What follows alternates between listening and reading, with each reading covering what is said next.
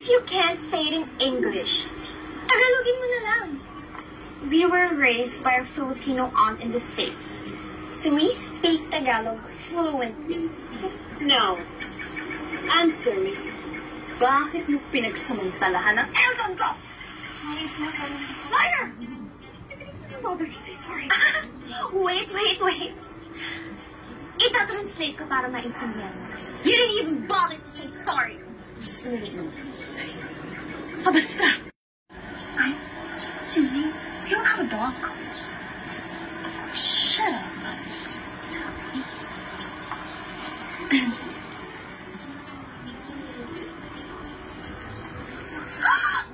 Oh my gosh! Why are you wearing that? What? That skirt! Regalo sa akin yan ni Anya Barbara! Ang kapal din talaga ng mukha mo. Nilandin mo na nga si Elton.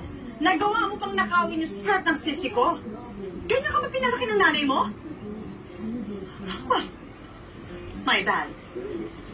Ano naman ang maituturo ng isang walang pinag-aralang maid sa anak niya? Excuse me naman po. Saktan o laitan niyo naman ako. Pero magdawag na idadama yung nanay ko. Ano ba, Suzy? Ano ba, Suzy? Ano ba? Ano ba? Binibigay ito sa akin ni Aling Barbara matapos mong tanggihan yung pinag-ipunan niya. At kung gusto niyo po, sayong-sayo na si Elton. Excuse me po.